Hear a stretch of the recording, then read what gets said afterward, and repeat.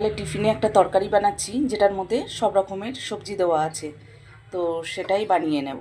কড়াইতে তেল দিয়ে দিলাম দেখো একটা শুকনো লঙ্কা আর বেশ খানিকটা পাঁচ ফোড়ন।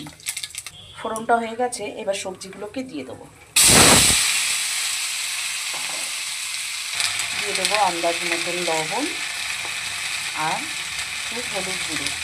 সবজিটার মধ্যে অনেক কিছুই রয়েছে বড় বড় করে বাঁধাকপি কাটা, কড়াইশুঁটি, আর সিম রয়েছে, আর রয়েছে কাঁচা টমেটো। তোমাদের যা যা পছন্দ সবজি থাকবে ঘরে সেটা দিয়ে বানিয়ে নেবে। আমার কাছে যেই সবজিগুলো ছিল সেগুলোই দিয়ে দিয়েছি। তার মধ্যে দিয়ে দিয়েছি দুটো আলুও। এবারে দিয়ে দিচ্ছি কয়েকটা কাঁচা লঙ্কা দু অর্ধেক করে। এর মধ্যে বাঁধাকপিটা যে বড় বড় করে দিয়েছি, বেশ চচ্চড়ির মতন, জানো তো, খেতে খুব ভালো লাগে এরকম তরকারি।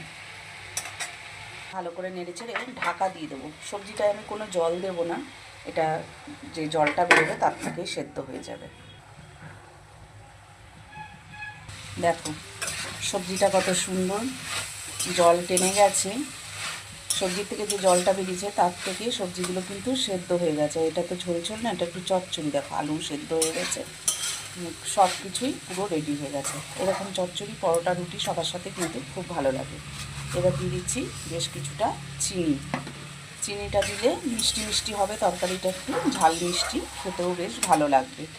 আর দিয়ে দিচ্ছি একটু ধনেপাতা কুচি। এই ধনেপাতাটা দিলে কিন্তু তরকারিটা আরও বেশি স্বাদ হবে। তো সমস্ত কিছু দিয়ে কত সুন্দর একটা চচ্চড়ি হয়ে গেল বলো।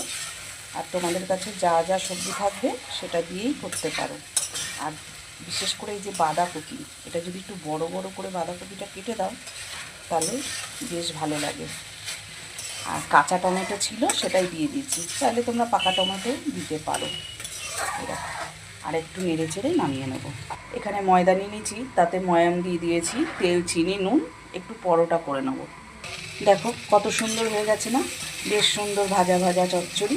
তোমরা এরকম চচ্চড়ি করলে কোনো সময়ের জন্য জল দেবে না। সবজিটাকে নুন দিয়ে হলুদ দিয়ে আর ঢাকা দিয়ে একদম গ্যাসটাকে কমিয়ে রাখবে, দেখবে তখন ওই সবজির থেকে যে জলটা বেরোবে সেটাতেই সমস্ত কিছু সেদ্ধ হয়ে যাবে। আর এরকম করে করলে না সবজিটা খেতে খুব স্বাদ লাগে।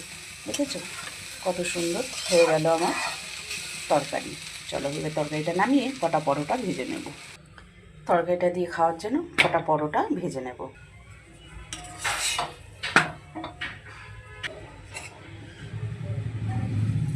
অল্প অল্প তেল দিয়ে এরকম করে পরোটাটা করে নেব। বেশ অল্প তেলে পরোটা ভাজলে কিন্তু খেতে ভালোই লাগে।